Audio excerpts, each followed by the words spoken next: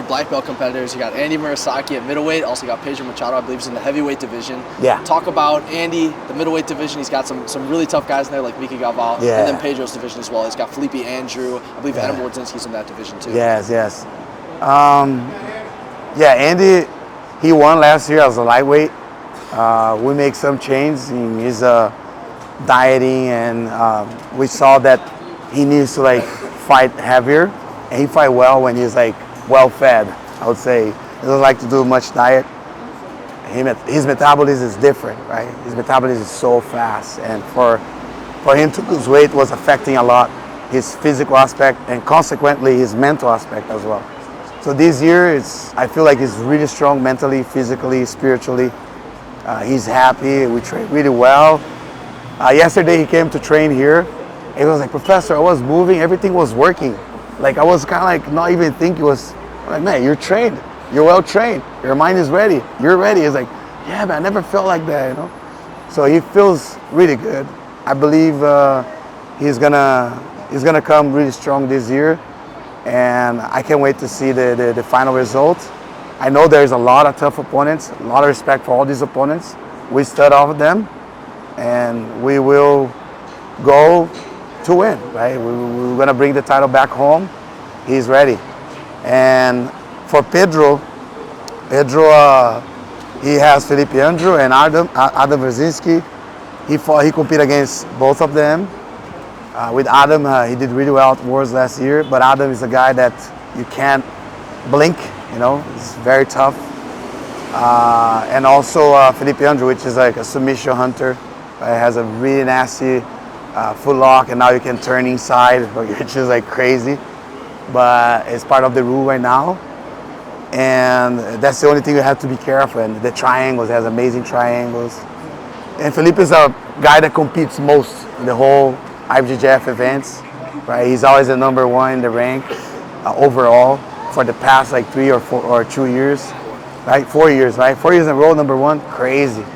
He's everywhere. You know, I was walking the street, I saw him with my wife. My wife, man, you everywhere. That means we're everywhere too. We go, but he's a very nice guy, both of them, you know, Adam and Felipe. And I think those are the guys, the toughest guys in the bracket, of course, with all respect with other guys. Anything can happen, right? And I believe like he feels good. Pedro feels good. I didn't follow him during his preparation because he was in Brazil this time. But after Europeans, he's gonna be in San Diego with us. So we're gonna work together. And we talked yesterday, and he probably gonna do open class as well. We're thinking about like putting in the open class as well. So I hope he can do it, represent the team, and come back home with double gold because Pedro is really deserving. He's a tough dude, you know. Like I can't wait to see him like in the top of the podium. And last year he had the finals with Felipe Andrew at Worlds. It was a crazy match, right? Right at the end, like he kind of like lost the fight in the last minute. So it was definitely like a tough match, but it's part of the game, right? We learned the lessons, and now we're stronger than ever. So I believe they're gonna bring the gold home. So one last question for you. You've been doing the Europeans as a competitor, and you've been coming out here as a coach for years. Yeah. So how has the European Jiu-Jitsu scene kind of changed and evolved from the time you first came to the Europeans up until now? Man, I remember when the Europeans started, right? Back in the day, like 2000, I think 2004, yeah. I was brown belt back in the day, but it was a very small event, like empty. You know, I saw in the magazines.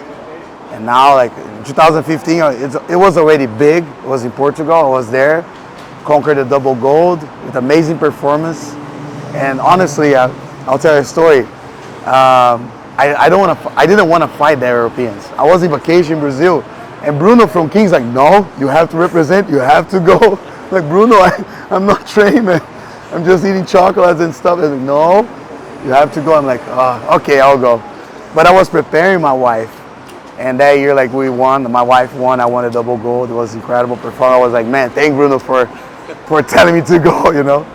I had amazing moments. And I remember the fans, right? The fans from all over, different language, like coming and giving that warm feeling, you know. And it was a great experience. But fast forward, like from 2015 to 2024, a lot of things changed. Not only the tournament, right? The amount of people we have in the tournament, but also the rule set, right? Also like the ref, they have right now a system where they can rewatch like some of the fights, right? And that saves a lot, saves a lot of stress on them and on us as a coach, you know. Sometimes a little delay, but it's part of the game, you know, but it's better than be unfair. I really like it.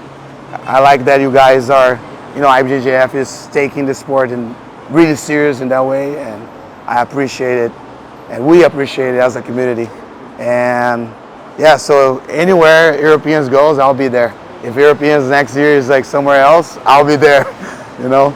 I heard that it's gonna be in different spots, I don't know, but if he's here again, we're gonna come back. But whenever Europeans go, we'll be there supporting our students and give our best to this incredible platform, which is IBJJF. Thank you so much for your time. Thank you for everything you contribute to the Jiu-Jitsu community. Can't wait to see you again soon. All right, thank you guys. Congratulations on everything. You guys are amazing. And I can't wait for Saturday. It's gonna be a big day.